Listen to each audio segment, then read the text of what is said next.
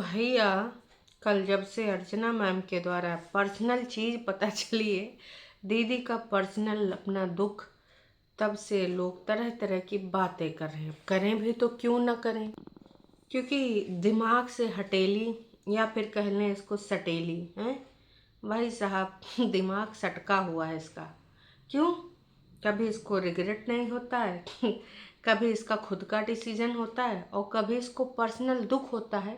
कभी किसी चीज़ में इसका दिल नहीं लगता, खाना भी नहीं बनाया, चाय भी नहीं बनाई, मैं सोच रही हूँ ये कर डालूँ, मैं सोच रही हूँ वो कर डालूँ, न जाने क्या क्या ये बातें बोल डालती है। तो हे एवरीवन, एक बार फिर से आप सभी का स्वागत है। असल में सुनने में आया है कि कुंभावासी बाहरी रूप से दुख मनाते हैं और शाम को कहीं अगल बगल शादी ब्याह हो तो उसमें ठूसने चले जाते हैं। जैसे कि झुठियंका ने बताया ही था कि अभी हम यहाँ रहेंगे, शादी ब्याह निपटा के ही जाएंगे। 1 दिसंबर को शायद या 4 दिसंबर को लास्ट है, उसके बाद हम शिमला चले जाएंगे, यही बोला गया था ना, याद आया होगा आपको।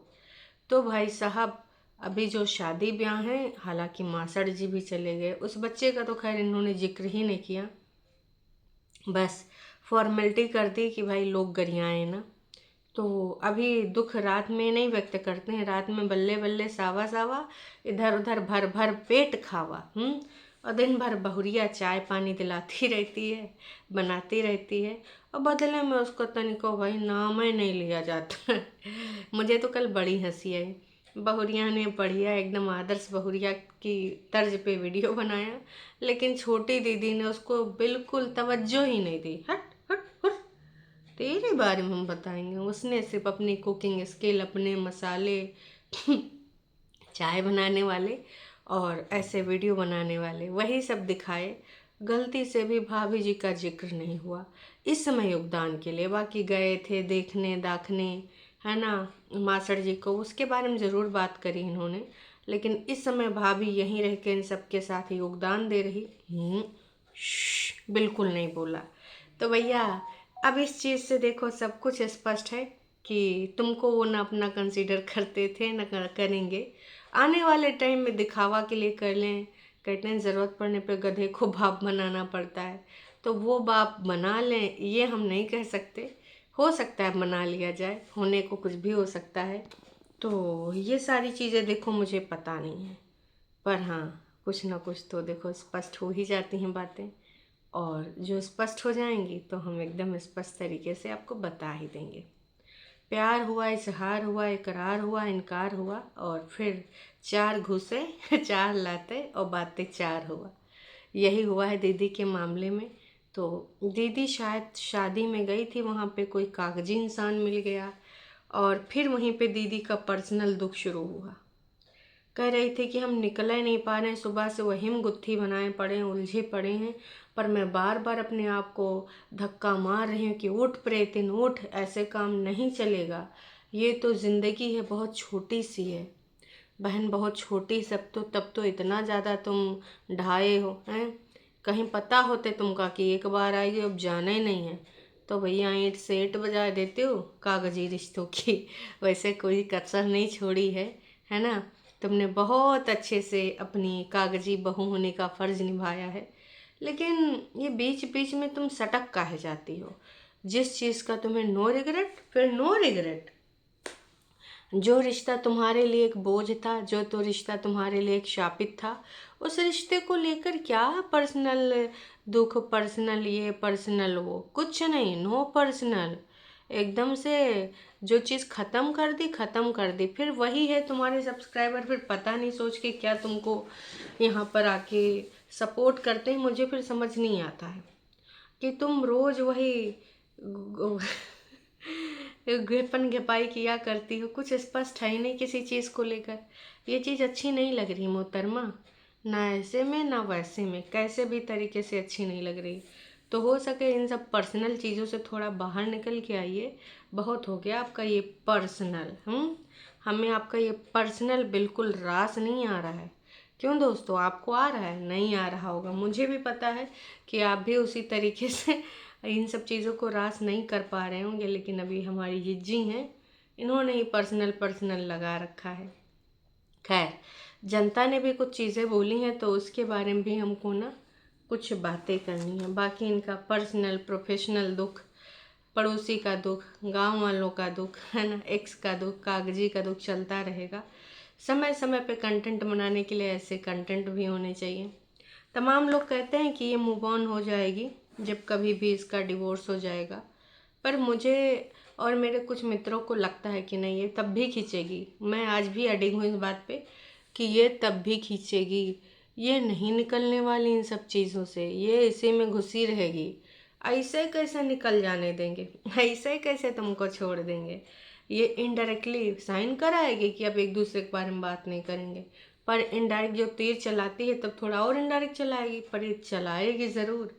देख लेना दोस्तों, क्योंकि ऐसे जो लोग होते हैं ना वो कभी बदल ही नहीं सकते। बस इनका ऐसे चलता रहता है, खेपन खेपाई चलता रहता है ताउम्र ज़िंदगी भर। तो दीदी को इन सब चीज़ों से हम नहीं निकाल पाएंगे। बस यही कहेंगे, ए पुतनिया, अर्चना मैम के स्टाइल में, ओ आईडी कार्ड बच्चे का करंट वाला दे दे और फोटोग्राफ दे दे, इसमें तेरा कुछ नहीं है, बच्चे के लिए है, तो प्लीज़ दे दे।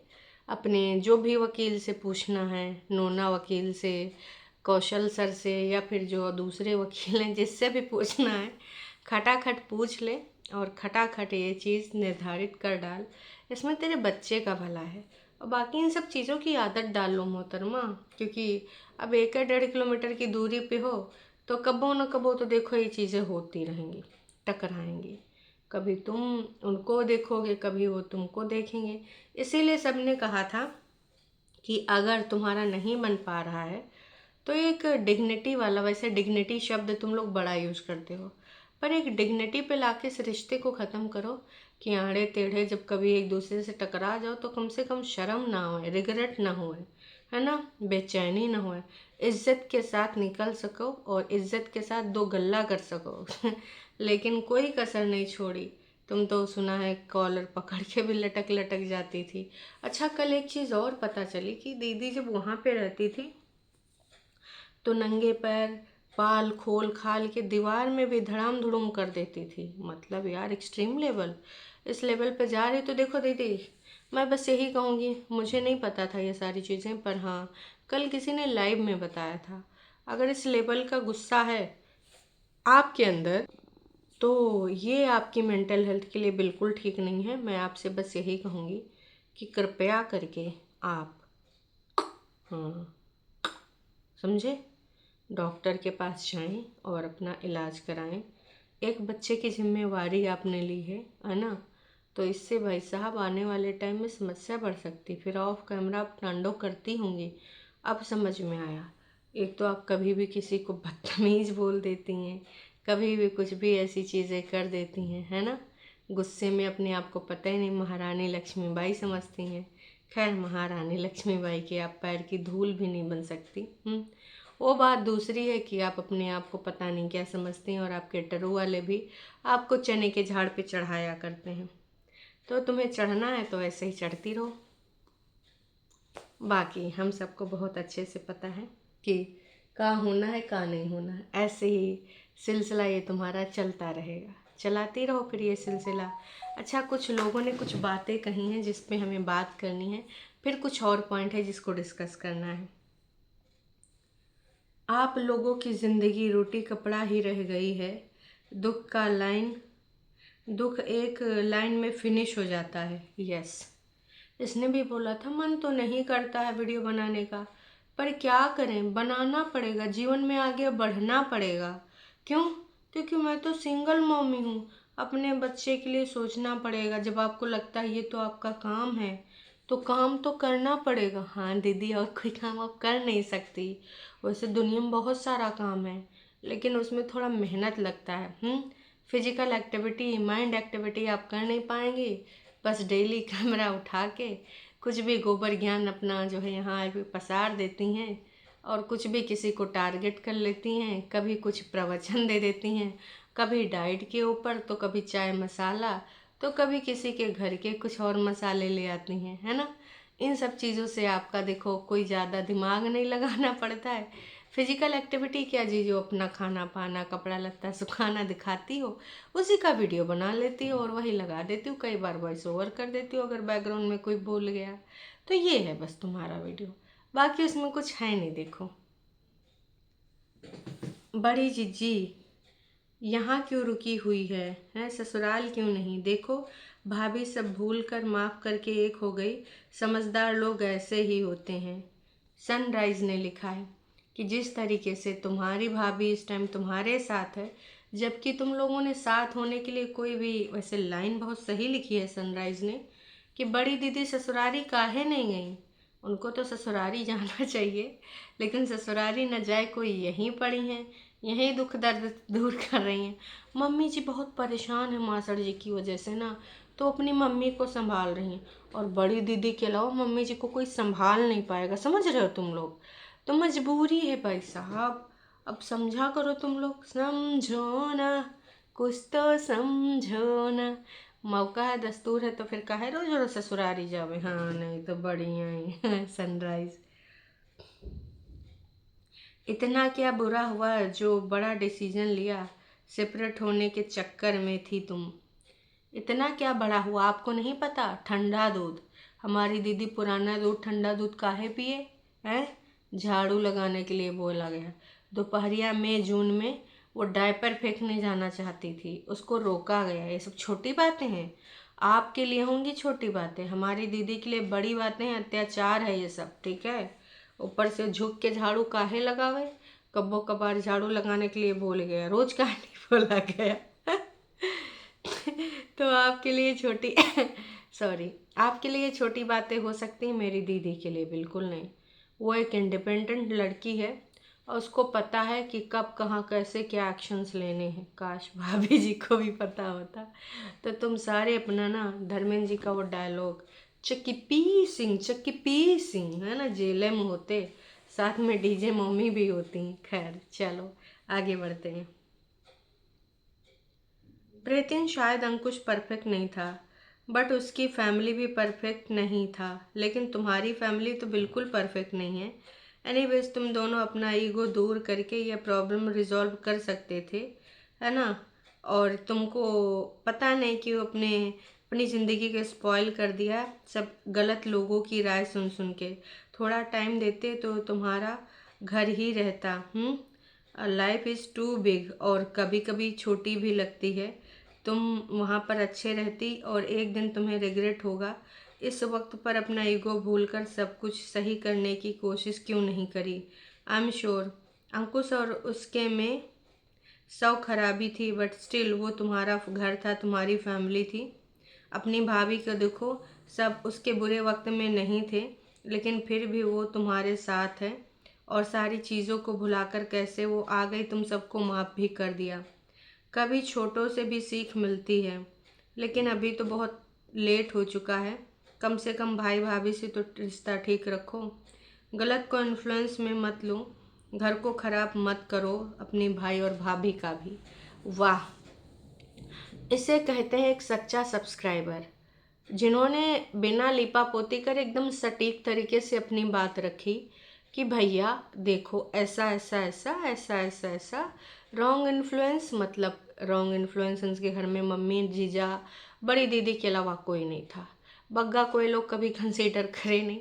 अब बग्गा जो रिजल्ट होता था उसके बारे में कभी कभार बोल देता था, है ना, कि मेरी बहन के नाम से कमा रहे हैं, खा रहे हैं, फलाना ढिमकाना। तो बीच बीच में वो भी कभी वैसे वो नहीं बोलता था, उसको लोग स्पाइनलेस बोलते थे तब के जो रिएक्टर होते थे। लेकिन हाँ, बीच बीच में बग्गा आके बोल देता था। खैर चलो, परेतिन तुम कितना भी कर लो, एक दिन सिर्फ तुम्हें गलत कहेगा। तब तुम्हें अपना एक्सपीरियंस बताती हूँ। मेरा एक बेटा है, जब वो पैदा हुआ था अभी परिवार के लोगों के साथ नहीं रह रखा था और 16 साल का अब हो गया है। आज फौज में उसके पापा हैं, जॉब करते हैं। अभी इस साल उसे पता नहीं क्या हुआ। वो मेरे हर बात को गलत कहता है, अपने परिवार को सही बोलता है, पता नहीं क्या होता है। बहुत पुरानी बातें हैं। मैं क्या बताऊं तुम्हें। सोचती हूँ जिस लिए अपनी सास और 16 साल मैंने कष्ट में बिताए, आज वही बच्चा मुझे गलत बोल रहा है। उसकी फैमिली से उससे दूर नहीं करना चाहती थी, पर सिचुएशन ही कुछ ऐसी बनी। तुम अभी भी टाइम है, संभल जाओ। सिर्फ तुम्हें ही गलत बोलेगा बड़ा होकर। तो लो, इन्होंने तो अपना पर्सनल एक्सपीरियंस रख दिया यहाँ पर लाकर। पर क्या हमारी दीदी के भेजे में कुछ भी गुस्सा होगा? भाई, कितनी जो ये लोग लिख रहे हैं ना, ये कोई काल्पनिक कहानियां नहीं लिख रहे हैं। इन लोगों के ऊपर गुजरी हैं चीज़ें, वो बातें ये लोग लिख रहे हैं। इन्होंने वो महसूस करी हैं, है ना, अपने जीवन में। वो तुमको अपना एक्सपीरियंस बता रहे हैं। ये तुम्हारी मम्मी नहीं है, तुम्हारे नोना जीजा नहीं है, और ना ही तुम्हारी बहन है जो काल्पनिक कहानियों से तुम्हारी ज़िंदगी बर्बाद कर रहे हैं। लेकिन भाई, तुमको ये सारी बातें समझ नहीं आएंगी। पर लोगों ने यहाँ भर भर के कमेंट करे हैं, रिप्लाई भी करे हैं। भगवान ने आपको बहुत मौके मौके दिए थे वापस जाने के, घर बसाने का। अंकुश का एक्सीडेंट हुआ था तब आप जा सकती थी, तब तो कुछ खराब भी नहीं हुआ था। लेकिन आपने अपनी ज़िद को नहीं छोड़ा और लास्ट में घर खराब ही हो गया। तो जाहिर सी बात है, टाइम बहुत था इनके पास। चीज़ें जब हुई हैं वो अब हुई हैं। अगर अब ये बोलो कि ऐसा पता चला वैसा पता चला, तो जब तुम गई ही नहीं तो तुम्हें कहने का भी कोई अधिकार नहीं है। तुम कोशिश कर रही होती, तुम गई होती, तब तुम्हें ये कहने का ज़रूर अधिकार था। पर नितिन, एटलीस्ट अपनी भाभी को एक बार अप्रिशिएट तो करती। प्लीज़ गुस्सा मत हुआ करो, एक दूसरे को ना समझो। उन्होंने जिक्र तक तो किया नहीं कि भाभी हमारे साथ थी, भाभी ने हमें कुछ सहयोग किया, या फिर हम पूरी फैमिली एक साथ थे। नहीं, भाभी को इसने गिनाया तक नहीं, कहीं दिखाया तक नहीं। और भाभी हुलू लुलू करते हुए फिर से इस फैमिली का हिस्सा बनने के लिए बेताब है। होते हैं कुछ लोग यार, कि वो इनके जैसे नहीं बन पाते, चालबाज पत्थर दिल। और बग्गी को कितने लोगों ने कितना कुछ सुनाया, पर फिर भी भाई साहब उसने कोशिश करी। बदले में उसके हिस्से में यही आया, इग्नोरेंस, जो कि हमें पता था कि यही होना है। ग्लैम गर्ल जैसे दूसरा पति ढूंढ लो। अंकुश तो अच्छा छपरा निकल गया, उसकी छपरी, अच्छा उस छपरा निकल गया, उसको छपरी चाहिए उसके ही जैसी। लो भाई, इन्होंने बढ़िया से अच्छे से बोला है।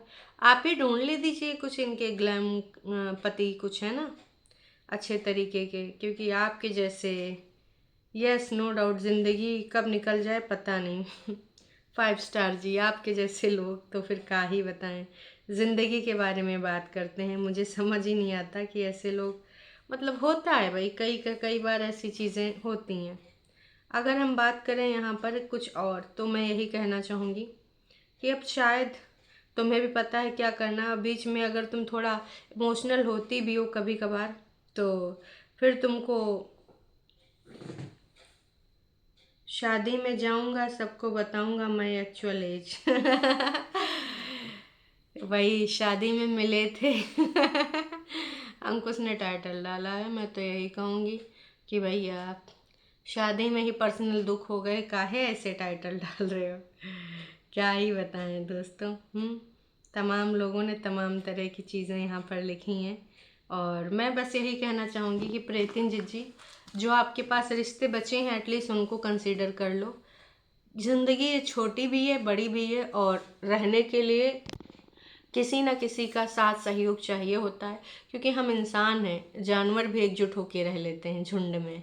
कभी कोई शेर अगर उनके ऊपर हमला करता है, डिस्कवरी देखी है, पूरा झुंड आता है तो शेर भी दुम दबा के भाग जाता है, ठीक है। तो वैसे मैं यही कहना चाहूँगी छोटी दीदी, थोड़ा इंसान बनो। आपके आसपास जो अगर आपकी कोई कद्र कर रहा है तो उसको वैल्यू दो।